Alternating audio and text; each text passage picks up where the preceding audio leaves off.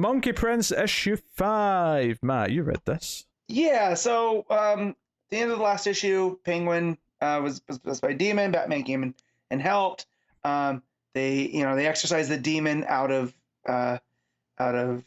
Penguin, and now Marcus's parents, who are henchmen, move the family out of Gotham to Amnesty Bay, where things should be quieter.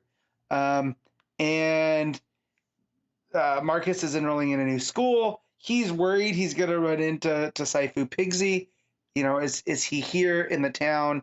But he calls his friend, the girl that's his love interest, because he wants to, he's upset that he had to move. So this is his one friend there. But at the beginning, it starts with this really cool looking, looks like a tapestry that kind of recounts the Monkey King and the Journey to the West, where it talks about arrogant monkey, divine punishment, perilous journey, enlightened sage. And it's Marcus waking up from a dream. And his parents are on the way to Amnesty Bay, where they see Superman fly by, and the parents kind of duck under. And Marcus is kind of like, well, that's weird. Why would they do that? He sees this trip now as like, he didn't want to leave Gotham, but now he gets to have a fresh start. He asked the school janitor if there was a guy who's portly and kind of gassy that works there, and he's confused.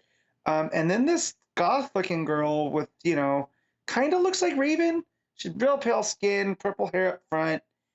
Ask him if he's the type of boy that likes bananas, and he's like, "Well, that girl's weird." We get that the parents moved to Amnesty Bay to work with Black Manta, who has another one of these demon boxes that he wants them to open, because these two they're mad scientists, that they come very highly recommended, and that they want him to open this box because there's a demon trapped inside, and it's like of this urn almost. And they decide that they're gonna open it, but they're gonna put it into something that can't hurt them, like Penguin was going to, because they still want to get paid. Marcus is on the phone with his, with the one girl, and the peer counselor, and the goth girl comes to him and is following him, and I'm thinking it's like, oh, this is a new love interest. Like, it's weird girl. She picks up his weird vibes, but then she tells him to take off his shirt, and he's on the phone with the girl. He's like, I gotta go, and the peer counselor, his friend, is like, oh, well, things are going well for you. He won't, so she tears his shirt off and sees his, the ringlet. And that she goes, oh yeah, I was right, you are. And then she grows rows of teeth like a demon and is like tasty monkey. This leads to a seaweed soup truck coming up to him as Marcus is running. And it's Saifu Pigsy. He's followed him to Amnesty Bay, who he's now driving a food truck for seaweed soup. He's like, you need to transform. He goes, it's kind of hard when you're being chased by a demon. He pulls off, transforms into Monkey Prince and fights this demon.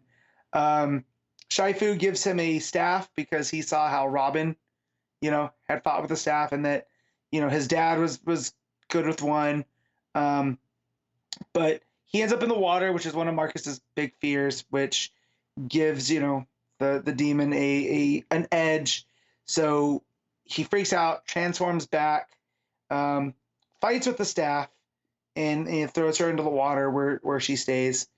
And Saifu says, oh, you gotta go after her. And he's like, well, no, you can't.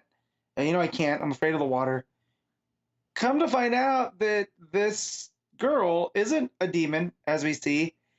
Her name is Shelastria, who is a half trench, half human, or half something, whose father is the king of the trench. And that if this Monkey Prince is walking, that means the old Chinese legends are true, in that the trench can obtain this immortal power. And all they need to do is eat him to get this power. And that's where it ends. And it says next up is Sea Dragons. I wasn't Yeah. expecting some weird like Aquaman tie-in lore. to I this. was not. I mean, once I got to Amnesty Bay and I saw them working for Black Manta, I was like, oh, okay, well, that makes sense. Of course they would move there.